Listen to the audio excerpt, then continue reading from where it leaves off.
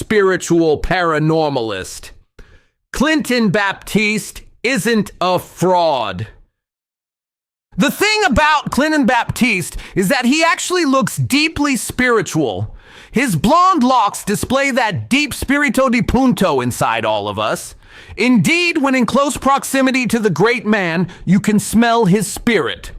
Materialists, scientists, and naysayers will say what they say about him, but they can't ignore his uncanny spiritual abilities. For example, when psyching for an audience of 500 peoples, Baptiste passed a message to a Pascal Del Monte from the other side. Someone called Dave says you're a twat. So who but a soulless materialist could doubt Clinton's incredible psychic gifts when he also said to an audience, "I'm getting the name, John. Is there a John in the audience?" And guess what? There was a John in the audience. Now that is true spiritual greatness. Yes, Baptiste's psychic skills are quite remarkable, despite what the materialists and skeptics sneeringly say in their medium stories. Some people have even suggested that the police should use Baptiste's services. Take the time when he did some heavy-duty psyching. I'm getting the word nonce. Yes, Baptiste had correctly identified a nonce in the audience. And the proof that he was right came when the nommese punched him in the face. Here's another example. Baptiste has psyched Michael Jackson, Kurt Cobain, who died, Neil Armstrong, and Jesus H. Christ. He's got a beard and the long robes and everything. Yet, oddly enough, Baptiste himself needs a spiritual guide in order to take him to a yet higher spiritual realm.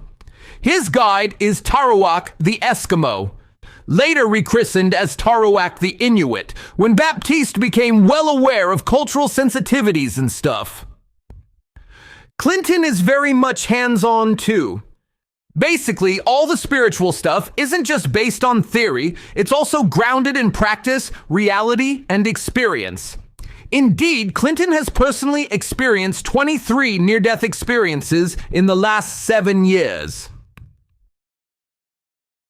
Scientists and materialism are evil. Take the case of astrology and what all those closed-minded scientists say about it.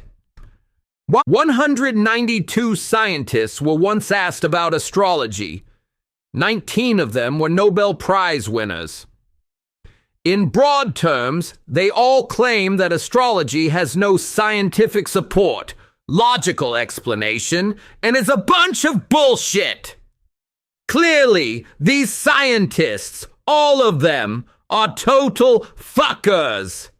Yes, they're so cocooned in their petty world of fact, argument, and data that they can't see the truth.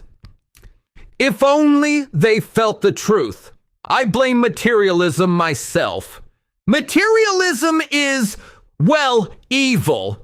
It's responsible for literally, and I mean that literally, all the ills of the Western world. In the spiritual East, and to some extent in our own spiritual past, there were no wars, no persecutions, no narrow-mindednesses, no tribalism, no hate. There was simply a holistic spiritual reality in which all the parts of the universal one were interconnected to each in some crazy quantum entangled kind of way.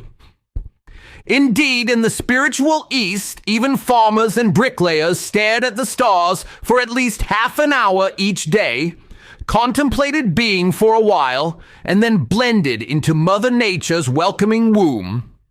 But in the West, all that ended in 1637 with the satanic birth of materialism.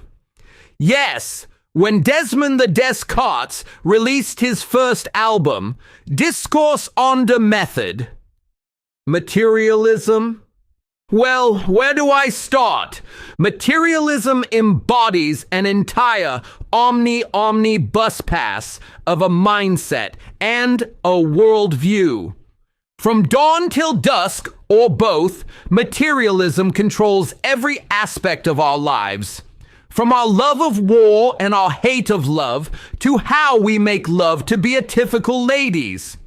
What's more, metaphysical materialism and everyday materialism, consumerism, are actually one and the same thing.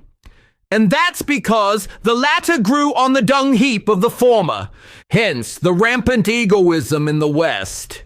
Deepak Chopra. Clinton Baptiste is a good spiritual friend of Chopra. They grew up together in Bolton's spiritual quarter. They share the same accountant. Unlike millionaire gurus and quantum businessmen, most Westerners, especially the scientists, are ruled by their possessions, self-image, titles, and a sense of their own superiority. And it is that hellhole that spiritual conduits like Clinton Baptiste are rebelling against. Yes, spiritual but not religious people are showing us the way to a selfless, possessionless, and egoless world. Baptiste himself displayed his selflessness and ego death when during peak COVID he managed to carry out bargain price seances and readings over Zoom. So please check out Clinton Baptiste's live acts as well as his podcast, The Paranormal Podcast. Tickets are only 50 quid for the acts, and each podcast is downloadable for free at only £9.99.